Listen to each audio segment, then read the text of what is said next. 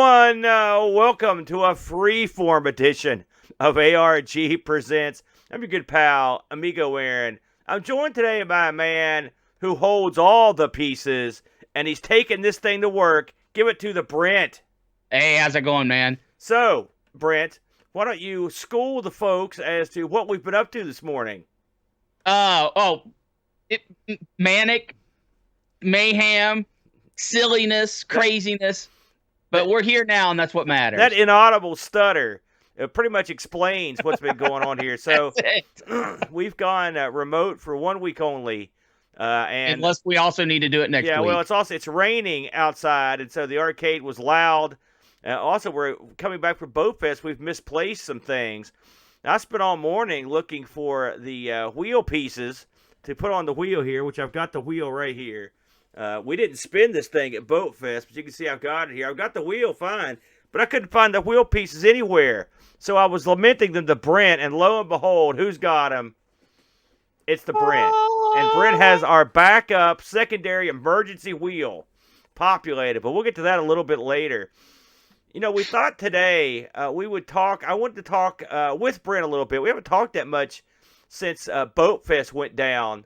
No, I've pretty much been avoiding you like the plague. Yeah, I've avoided everyone, and I've also tried to not think about computers or festivals for a week. That's it. You know, and so I kid you not when I say the night that the show was over, Boat sent me a message about the next show. I'm like, you've got to be kidding me. And then he was like, hey, can you send all of the recordings over tonight? I'm like, all my stuff was in bags and sacks everywhere. But we're still going to get into a little bit of Boatfest action. This is the Boatfest, the final chapter. We should have talked it up on the last couple of shows. The final chapter. If you watched Coco talk yesterday, Boat and L. Curtis Boyle had a thorough vetting of Boatfest that went on for over 2 hours. That's a shoot, by the way. We won't be doing that, but we did want to talk about some stuff in the realm of ARG Presents, and mostly we're going to talk about some of the games that went on. But I guess before we get into that too much, Brent, do you want to go into your overall thoughts? Because we haven't heard from you. How did you think the show went down, man? Well, I think the show was actually far, far better than I think any of us could have ever hoped. Everyone got along, which you might think that's kind of a given, right? We're all a community and stuff like that. I don't think that. I work with you. But, I mean, there's always... I'm a realist, right? And I don't hope for the worst, but I always am expecting things that could go wrong. Like the very first thing that happened here. What happened on Thursday? AC to the room, gone. Yeah, right? That was a bad start. And I was thinking to myself, oh my gosh, here we go. You know, the sword of Damocles isn't hovering overhead. It's speeding towards our vital organs. What I was thinking was we're going to have 30-plus big dudes in a room with huge, ancient, heat-giving machines, and we're going to have no AC. That's what I was thinking. That would have been no good. I was panicked. Yeah. I was honestly panicked at that point. And I thought, you know, we're going to get through this. We're going to make this fun for everyone, and we're going to push through. And Friday and Thursday we got set up. The room looked nice. And then things that I was hanging on the wall, signage and stuff like that, started falling off the wall because it was so hot. Yeah. The glue on the sticky pads I was using was melting and things were falling off the wall. I was like, well, okay, now I was scared but hopeful, and now I'm just panicked because I know once this thing gets cranking, it's going to be really bad. Because West Virginia summers are like a roller coaster. Sometimes you have nice 70-degree Fahrenheit days and everybody's happy and joyful. And then you have 95-degree Fahrenheit days that are just miserable because the humidity is, 80-90%. Yeah. And of course, we got one of the hotter days that was on Boatfest. Kudos to the hotel. They really worked with us the best they could. They let us keep the door open, which allowed some of the outside air conditioning to blow in. and we had fans set up as much as we could, and we were tripping breakers, and breakers on walls weren't working correctly. The very first beginning at Boatfest, it looked like it was going to be a disaster, but the AC got fixed in pretty short order. It was about midday on Friday when it got fixed, and the room instantly cooled off. We were able to put all those fans away, hook up more stuff, and then you start feeling good about things. So I was, and everyone was super nice. There was really no, because you've got so many different people, right, from so many different cultures and so many different backgrounds. You expect somewhere in there's going to be a butting of heads. It's just, that's just how statistics work. Didn't happen. Everyone was so good, and very well mannered, very well spoken. I was amazed at how much everyone knew about what they brought, about the event at hand, and actually the worst speaker there was you. You told everyone you hoped they'd have a time. That didn't make a lick of sense. Well, I didn't want time to stop. Oh yeah. So as things were rolling, fun was being had. We started doing some shows. They all went off pretty much without any complications. We had new people that we didn't know, and that always adds a new element to it, that you hope they're good, but you don't know exactly why they're there, what their motivation is. But any people that came in that we didn't know was very well behaved from Brent anything I saw of them. We got through Friday, Saturday, started up early in the morning, and then our show came, right? And ARG Presents, I wanted to do a thing where we just spun the wheel in different time increments, and the time increments got lower and lower and lower. And it was in my mind, this was a brilliant idea, because Aaron, we both know a lot about games, right? We both know a lot about the system. I thought we did. When you cram so much knowledge into a mind, it starts to actually kind of dissipate. What? And it turns into no knowledge. Oh my God! What? You're rolling it out thick here. Don't sugarcoat it. You had a goofy concept that I'm still not sure of the rules of the concept. I never quite understood them. Apparently, the rules were interrupt me as soon as I get going with a new spin. That's what I thought you did.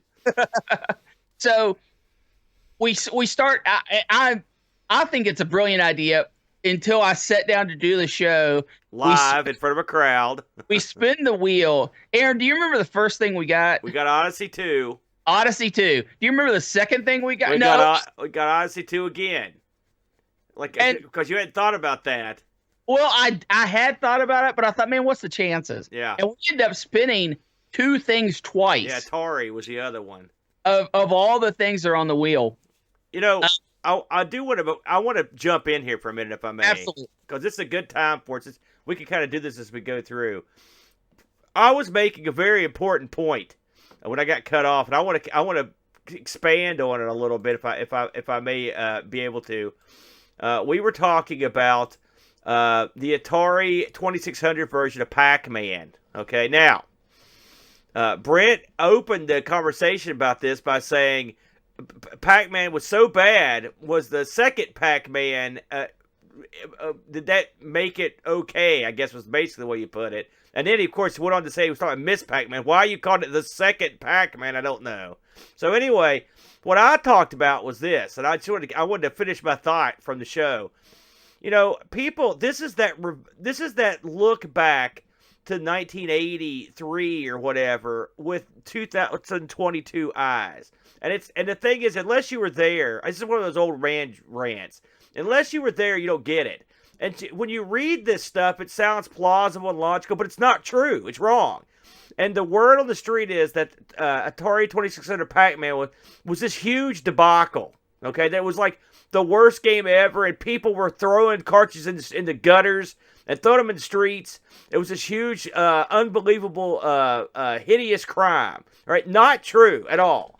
The fact of the matter is, while 2600 Pac-Man was not what everyone had hoped it would be, it was popular, and some really liked it, and it sold in droves. It sold tons. Now, Atari made too many copies. That's on Atari. That's not the game's fault. The game is okay. I mean, by the standards of the 2600, it is Pac-Man. You run around, you eat the Energizers, you get the ghosts, the whole 9 yards. Could they have done a better job? Yes, probably so.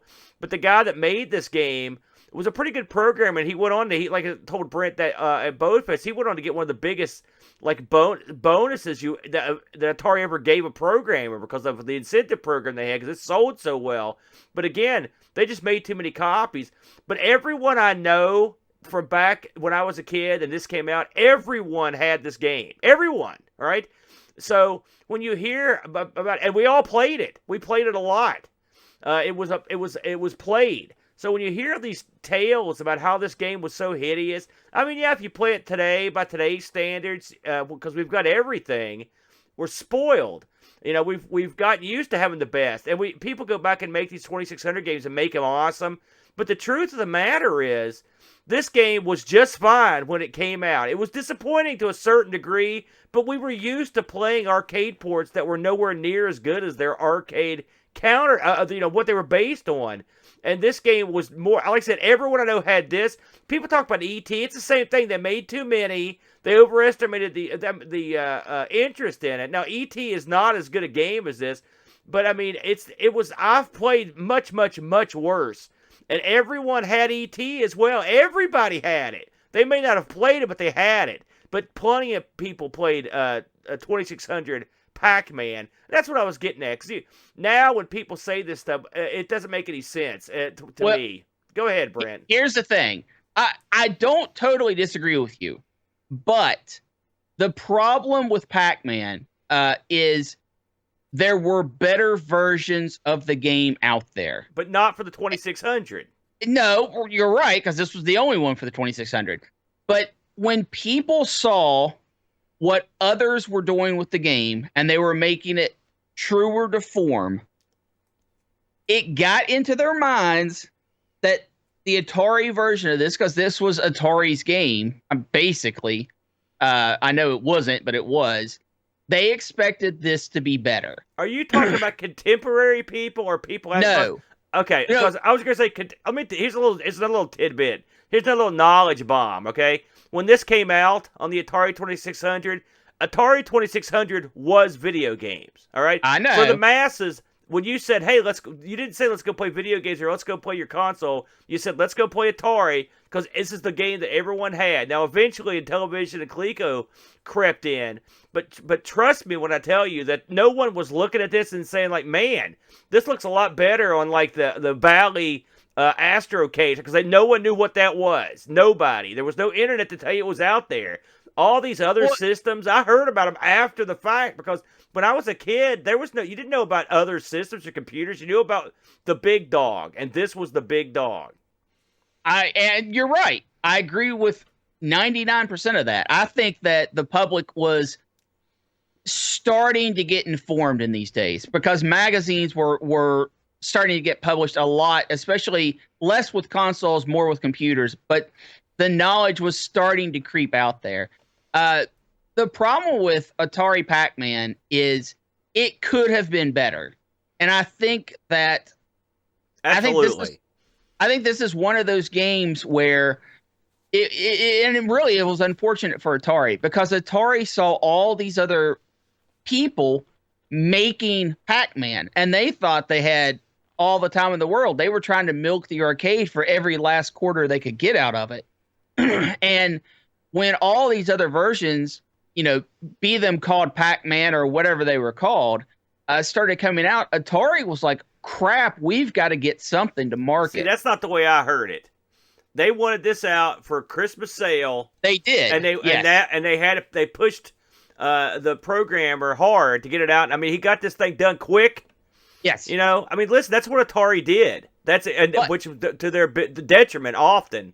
But yes. they didn't screw around. They wanted stuff released, and there was no going over. It's not like today, you know. And you've also got one man doing them, so you could hit him with the whip, get them going, you know. And if they put out something that would be called an inferior product by some people's standards, they didn't care. I mean, they put out lots of stuff that I would call a dud, but this, all things considered, I would call a passable. Again, it's not what I'd want to load up right now and play. In some ways, it's bad, and this is iconic. Because I guarantee you, people looking at this footage, or even thinking about this in their car when they listen to us, they can hear Pac-Man going, ar, ar, ar, ar. The sound was idiots in this game, yes. Yeah, those are legendary noises that this game makes. And so, yeah, was this as good as, even in contemporary times, Mitch Yama just mentioned that we had a Odyssey 2, Casey Munchkin blows this thing out of the water. Out of the water. I mean, and in fact, not only is it better looking, it's just a better game. It was more interesting. But no one had an Odyssey 2, unfortunately, or not too many. So, you know, yeah, there was competition, and some of it was better, but I don't think, I mean, no one knew about most of that stuff, so I don't think it mattered. Anyway, I wanted to bring that up from our conversation at Boatfest, that you cut me off because of the wheel. Please carry on with what you were saying. So, well, I think pretty much everything about this has been said. I think there were more factors behind the scenes than I think you realize, because I've researched this quite a bit, not in the recent days, but beforehand. It was all part of when I was doing this Pac-Man ladies games thing. But something else I want to mention about Boatfest, Aaron, is the Beat the Brent challenge. Yes, this was very popular, wasn't it? We all played a arcade version of Street Fighter II Championship Edition, and we played it. If I can get big screen for just a moment, Aaron. I think we can make you big. Here, let's see. There it is. Yeah, this was the controller that we used. For those listening, it's a very tiny rendition of the Street Fighter II Championship Edition arcade panel for one player. It's a control panel in the palm of your hand, and if you could just be quiet for a moment, Aaron, I'm going to see if I can get this on mic. Those are micro switches in the joystick and the buttons. So this is a very competent stick, although absurd in its size and novelty purposes. Yes. So we had the Beat the Brent challenge, and it was me playing anyone who wanted to step up and play. Now, you only got one shot. You could play as much as you wanted beforehand. You could even play me beforehand. But when you said, okay, this is it, you had one chance to beat the Brent, and the winner would get a mini controller, the whole 9 yards, fresh in box. We had many people try, and I will admit, this is a game I grew up on. So wait a minute here. Admit the other thing, too. That you cheeseballed your way to victory after victory with the cheapest character in the game, E-Honda. E-Honda. First of all, E-Honda is not the cheapest character in the game. In this game, with that joystick, he was. What? Yeah, you heard me. Because fireball motions and stuff were a lot harder on that joystick. Aaron, no. M. Bison was the character to pick. I disagree. Well, you played me and you got destroyed. That's why you think that. So the challenge was anyone could pick anyone, by the way. It's not like I forced people to play characters. But we had a good old time at the Beat the Brent challenge, something I definitely believe will be coming back for the next. Yeah, because we didn't give away any of the joysticks. You still kept them all. I thought at the end of the show you would just give them away, but nope. They took them home. No, that's not true. I did. I sold a few for people who wanted to take them home for their kids. Well, that's nice. Yeah. I've got one right here, by the way, so don't worry. I'll be practicing. Honest, I wanted to sell them for much cheaper than the price I actually gave, but he was insistent. So, but Beat the Brent challenge, a fun part of Boatfest. I think lots of people had a good time playing it. My hardest opponent in that, Aaron, I will have to admit, was Luke. He played. We've played a few fighting games over the year. Me and the boy. Luke's my son, by the way. He told me he almost got you. He told me he took a round off of you. A couple people did get rounds. Yeah. A couple people did get rounds, and I tried. E Honda is not my best character. In fact, the very first match I played, I kept trying to do E Honda's down to up, where he does the butt drop. Yeah. It's not in this version. Yeah. So that shows you how much I practiced E Honda. None. I want to talk about Street Fighter 2 Championship Edition. Sure. Of course, when me and you played Street Fighter, our buddy the Chud got me into Street Fighter on vacation one time, Nags Head, North Carolina. It's the first time I ever played the game, and he taught me how to use Blanca, and I ended up graduating to use Chun-Li. Now I pretty much play about anybody now. There's a few I don't like, but when the Street Fighter Championship Edition came out, I thought, because there were problems with the original Street Fighter, and I kind of ironed out in the second one.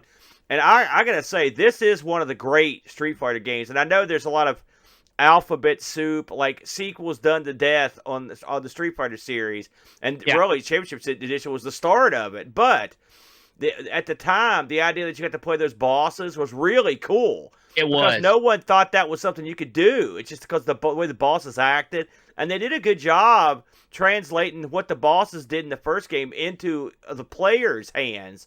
And even also making it fairly even. I mean, you'll get a guy that plays Bice and just spams the psycho, torpedo pressure. or whatever over and over. But I mean, for the most part, they're all pretty playable. And some of them, like I'll say Balrog, really, or Vega, they bring a lot of unique action that you didn't get from the other characters. Sort of like Zangief. Really, the Street Fighter is one of the great things about it in terms of fighting games. It's diversity among characters. Yeah, you got Ken, you got Ryu, and you've got Sagat to a certain degree that do that. They're all sort of samey, but for the most part, the characters are really different, and it makes them fun to play. And we of course picked this up for the Super Nintendo too when it came out. Absolutely. In fact, I would say Street Fighter and Street Fighter Championships are the games I played on the Super Nintendo more than I played anything else. We would just play them. We'd have people over and play them like for a weekend. Like people would leave. So we've played a ton of these things. And it was fun. I have to say, I hadn't really played, you get a lot of, I got Street Fighter 4 and 5, and I got Tekken 7. I got all these new games. And sometimes you got to go back and touch base. And the funny thing is, this game didn't lose a step. It's as fun now as it ever was. I know some people just don't like fighting games. And also, a lot of people don't look at fighting games like sports games. They're like, oh, well, once the new one comes out, you consider trash, But that's not true for a connoisseur of fighting games. There's some come and go. Like, I would take Championship Edition over Street Fighter, Super Street Fighter 2, the new challenge. I would take this any day of the week over those. And it's just like I would take Samurai Showdown 2 over, I think, any other version. A lot of people, there's this King of Heroes. Like it's 98 that is the one that they liked. Despite the fact that they improved or added characters, doesn't mean they made the game better. And some of these old versions are the true versions, and I think this is one of them. I was pleased that we could get this running on the Mister, and it ran quite nicely. Did you notice the glitchery? There were a few glitches. Yeah, it was because of the controls more than anything else, because of the way the buttons would hit. But it ran quite nicely, and I was happy to get my Mister involved. In the show as well. I thought that was pretty fun. So yeah, the Brent challenge was a surprising hit. In fact, when Brent tore down everything and took his joysticks out to the car, I made him bring them back because me and the boy wanted to play some Street Fighter 2. And Luke really got into this game. He was really getting into it. So yeah, this is one that'll be in his future. So yeah, this is a big success, and I didn't see it coming. So I'll give you credit on that one to Brent. Something that was a little less success was the passport system overall.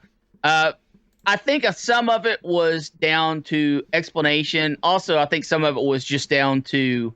You want to explain what that was? Because I don't think a lot of people know what it was.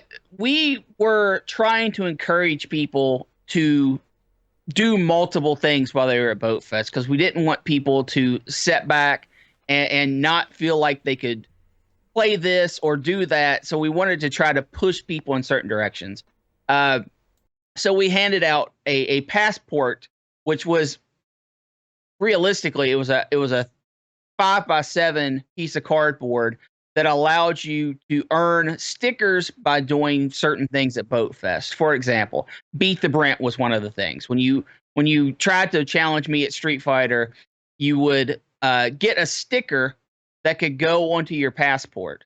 And that was just a way to signify that you had done that and move on to the, you could kind of check that off your list of something you did and move on to the next thing.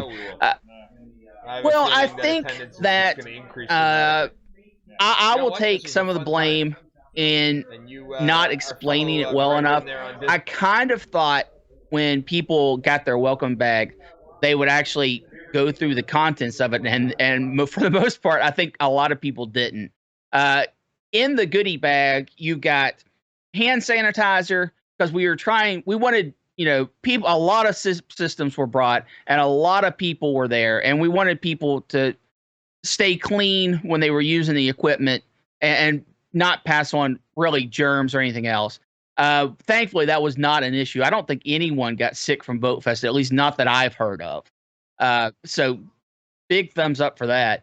But in the bag was hand sanitizer, some hard candy, because I know that we've got some people out there that, might stretch themselves a little too thin or not have food and drink right there readily available and need just sugar, something to suck on, that sort of thing. So we had some candy in there. We had the passport along with the first sticker, and we had a mini program that was just sort of a welcome to Boatfest. It explained the passport, explained some do's and don'ts, just, normal things. Let people know that we were streaming the event, and then had the schedule in the back. And then some people also got keychains, and some people got an Amiga sticker, and that was sort of what was in the gift bag. I expected people to go through those bags more, and they didn't. Maybe it was because the bags were so large. The bags didn't fit the content, right? So the bags were a lot bigger than the stuff that was in the bags because we just had to use the bags that I had available. So that's something I learned from Boatfest that I didn't think about before. I think having that stuff and giving that stuff away was a good idea. I think the concept of it was good, but like the passports weren't well explained.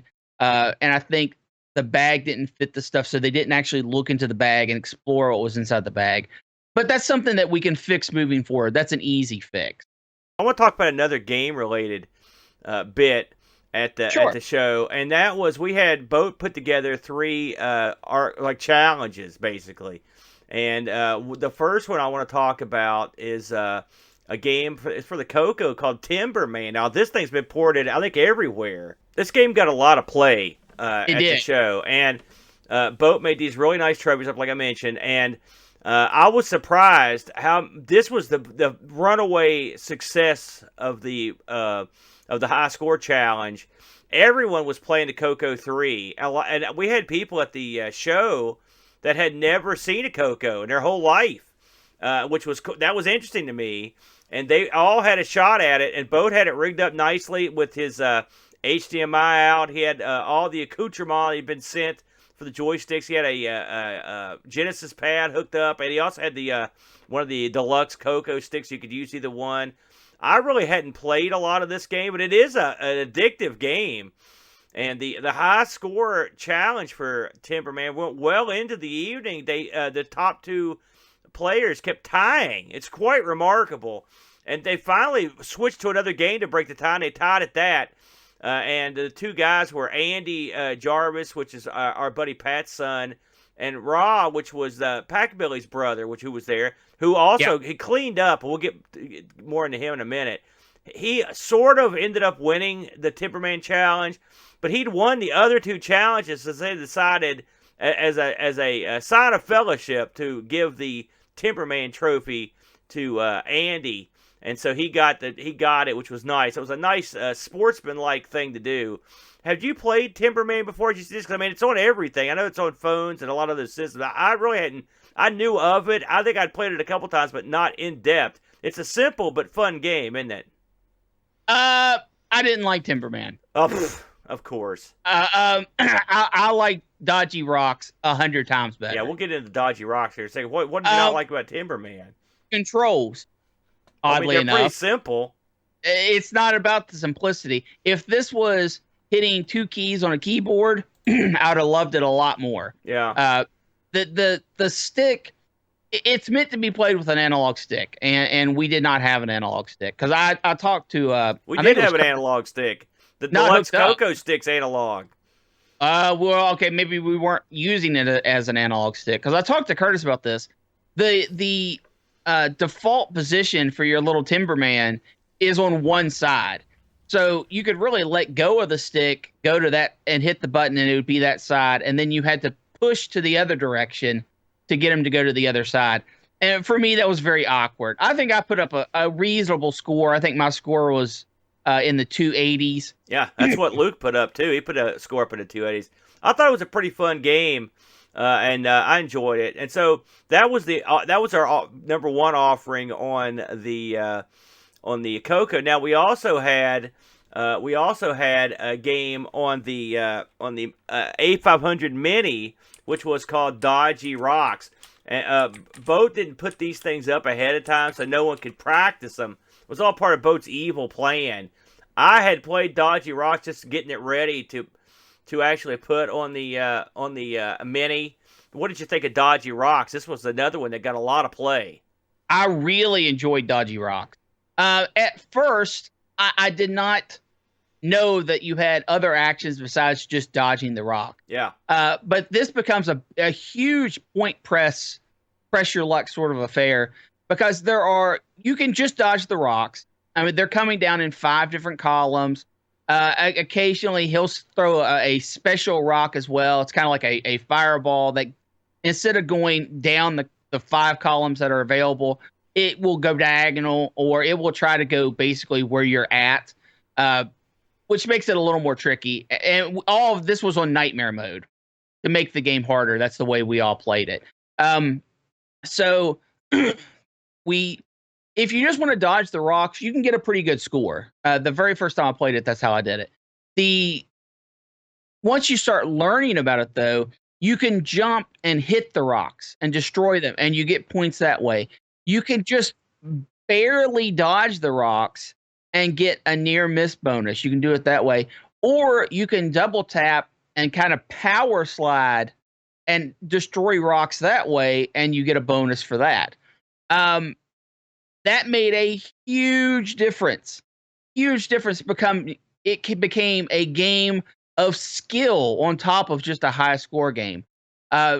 I played this a lot. This is definitely the one I played the most of, and it was a very interesting game, and it played very well on the system that we were playing it on, which made a huge difference. I can't imagine. I think this started out as a cell phone game. I cannot imagine playing this on a cell phone though. This is something where you need that tactile click of either the joystick or keyboard, whatever you decide to play it on. I really enjoyed this one though.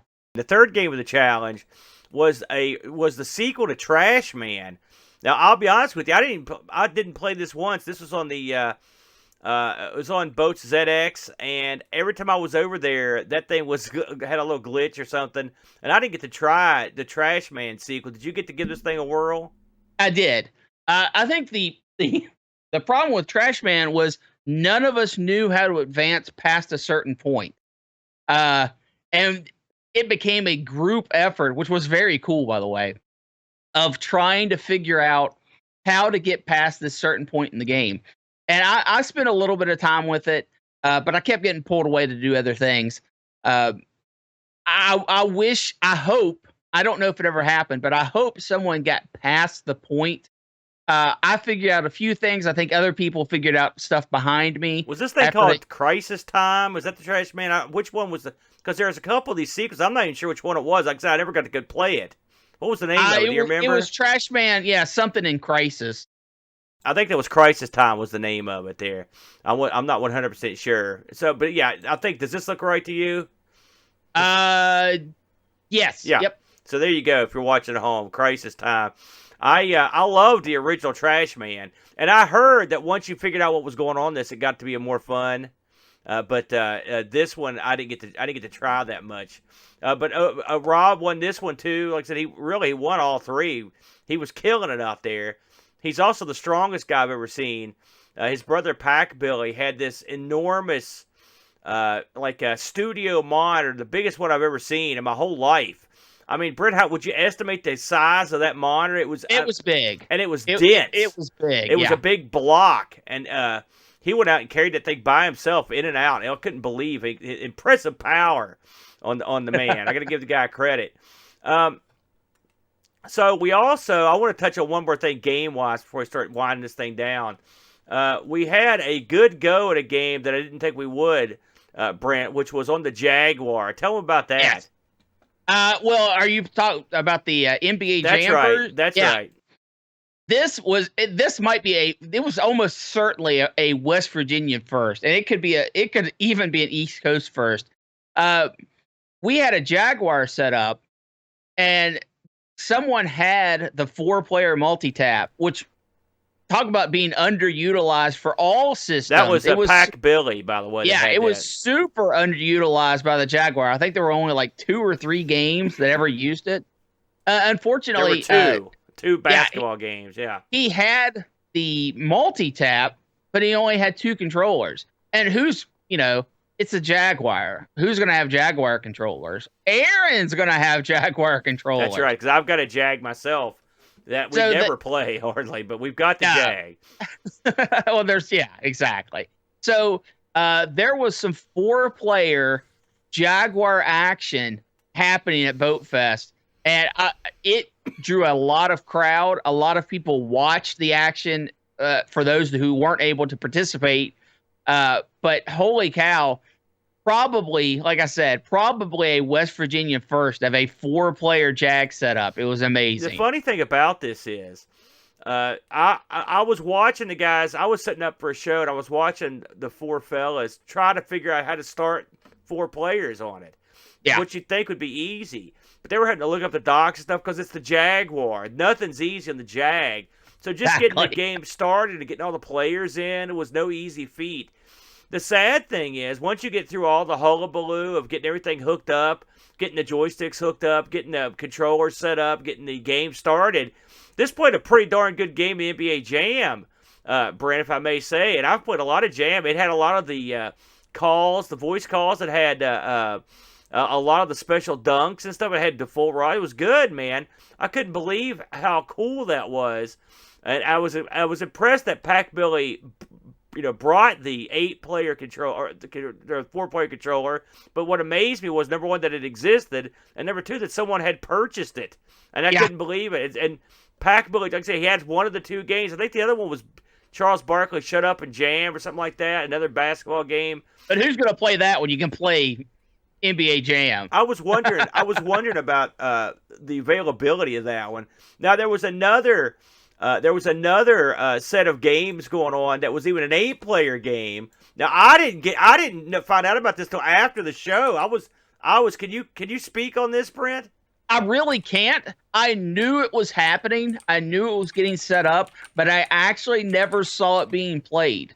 We've got folks here in chat saying, yeah, it happened. 8 players turtle. It's mashed turtle. It's what it's called. Unfortunately, I did not get to witness this firsthand. Unfortunate, because I would have loved to have seen it. Yeah.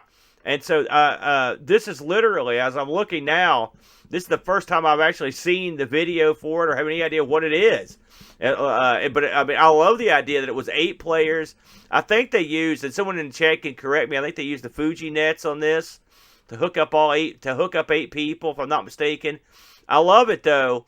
And anytime for those watching at home, don't think Teenage Mutant Ninja Turtles. Think Frogger. Yeah, it's very Frog. It looks like almost sort of like Frogger and Freeway. If you remember the old Activision clone of Frogger. Yeah. Oh, I see. A 48K. Thank God you're in here. They used the Multi-Joy 8 for a multi-tap on this. So this was a local, which I didn't know that actually. I didn't know that would do that. So that's crazy. 8 players on the old Atari, Brent. I'm sad that I missed out on that, to be honest with you, I because am that as sounds well. awesome. That sounds like it would be a lot of fun. Hopefully, that is something that will return to the next Boat Fest, whenever that may be. So let's, before we take this thing to the house, Brent, we've been going on for a while. Were there any other games or anything that you saw that you really appealed to you at the show that people brought in? I got to play Crossbow on a TRS-80 with a mouse. Oh yes, yes, I saw that. I saw you playing that. I got to play. That was brought in by Commodore Chronicles. Brought that in, I believe. He had it was a Tandy. Was that an H? It was like an EX or an HX. Somebody could correct me on that. It was one of the Tandy wedge machines, and this was I played. I watched Flack play Prince of Persia on it. It was really cool. Yeah. And I ended up playing something on there. I can't remember what it was I played, but I remember liking it. But I did catch some of the Crossbow. It looked pretty good. Yeah. Crossbow, for those that don't know, old arcade light gun game where you have adventurers that all they do, and you don't control them, is they walk across the screen from left to right. And you have to clear hazards and stop people from trying to kill them from a distance with your crossbow. You might shoot stalactites and make them fall in holes so now they can walk across, or you might, shoot lightning bolts that are coming down trying to kill them. Incredible game in the arcade, and this translated so well with this Tandy and the mouse. This is one of my all-time favorite light gun games in the arcades, and to be able to play this on a Tandy system and it worked very well, and it be a lot of fun. I actually went through the whole game, which I've never done before. It took me a while, but I did figure it out. Do you remember what? You don't remember what Commodore Chronicles? What version of the Tandy that was? Do you off the top of your head? I'm afraid I don't. Yeah, because when I walked up, Crossbow was running. I was like, oh, Crossbow. I love this game. The funny thing, the funny thing about those old Tandys and even the wedge ones, it's funny because the wedge ones are the ones we didn't want as kids because they were limited. Now they're the more popular ones because they're so cool. Thank you, 48. 48 says he thinks it was a Tandy 1000 EX. We both had a TL and an SL growing up, which are the big box Tandys that you could put expansions in. But even I was talking to CC about it, and he was telling me that this, of course, still supports the Tandy sound. It also still supports the 16-color Tandy graphics, which were if you're familiar with the old Tandy machines, they basically were going to be PC Junior clones, but the PC Junior died a death, and the Tandys were great and were really popular. So they sort of took the mantle of the PC Junior, just kept on going with it. And it's when you've got an old Tandy, you're actually quite lucky in the DOS days because if the game supported it, you got something that was better than CGA. And anything that's better than CGA is better than CGA. So, yeah. That's very true. That is very true. Yeah, there were so much unique things. The Amiga 1, I remember seeing that set up. That was nice. That was Level Lord brought that. It was quite nice, yeah. That was another thing I didn't even know existed. So I enjoyed getting a look at that. But overall, the success of Boatfest can really not be understated or overstated enough because it was just a bunch of people having fun, sharing a hobby. And I honestly can't wait to do it again.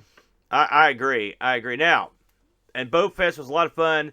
We're going to put it in the rearview mirror. And before we get to the spinning the wheel, I want to talk about one more thing here, which is coming up, believe it or not, at the end of the month, and that is the AmigaThon 2022, Brent. This will take place on Saturday, July 30th.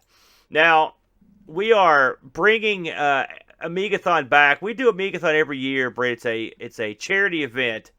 Yes. That we've been doing it for a while, and last year's was far and away the most successful year we've had. We had a lot of the luminaries that we all know and respect such as Neil from RMC and Control Alt Reese, Kim Justice, Jack Flack. We had the TSI guys on. We had Dan Wood in there, Ravi. We had a lot of our friends come in, Doug.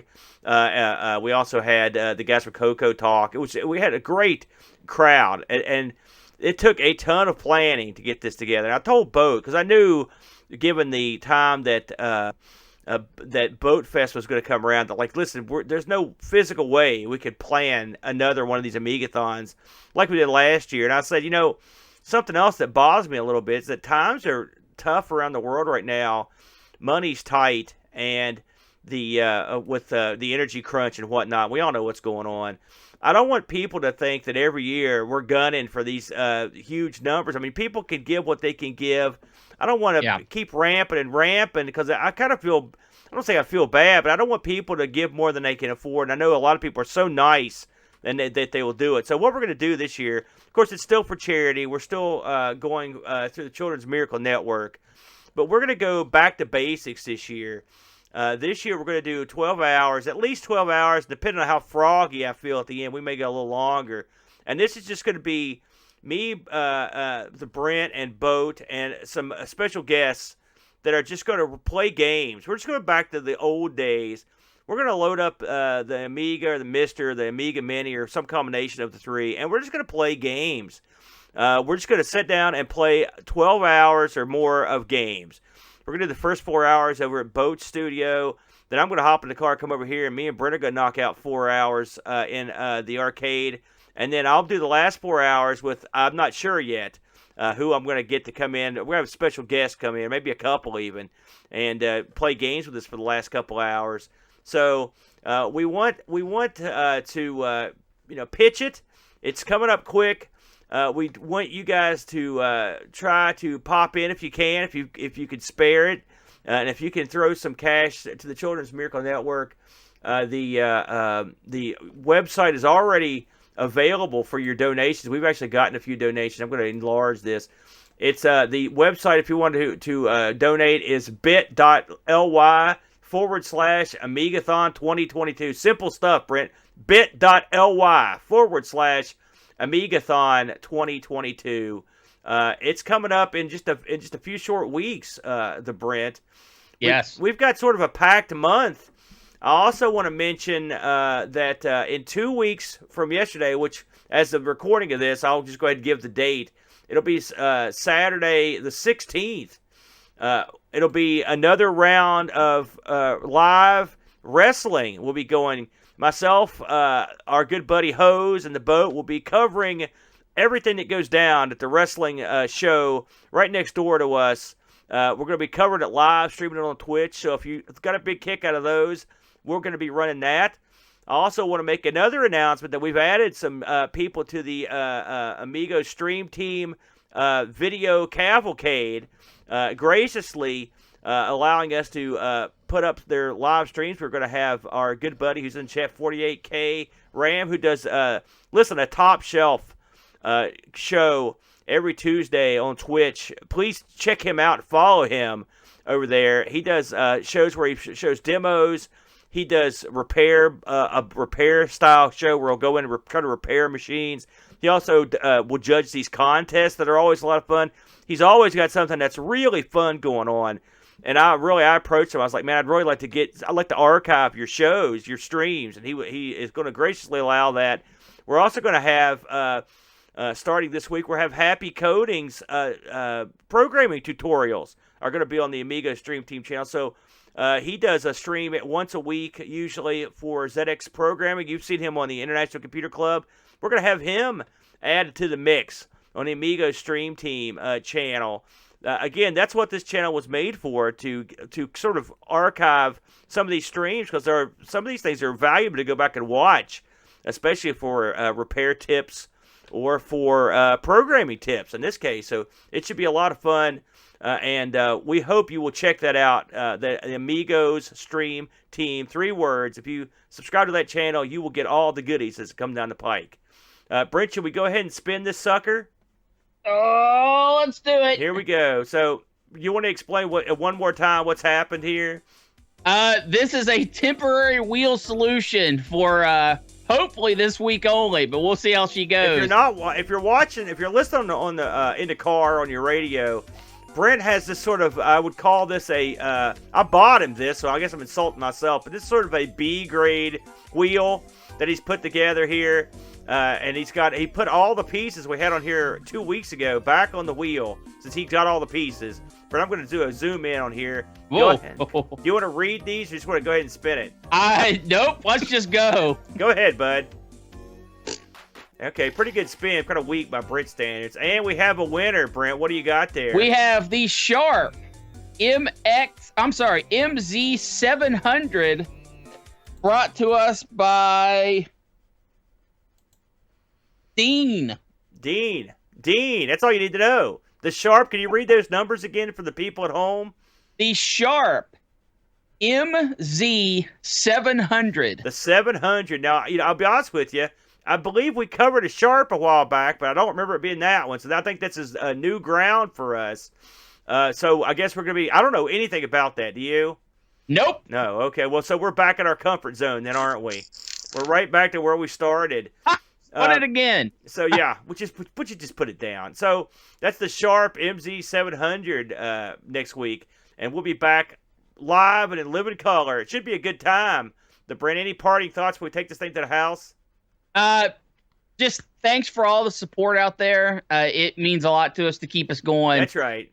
And allows us to have things like backup wheels. Yeah, and thanks for allowing us to. This is sort of a.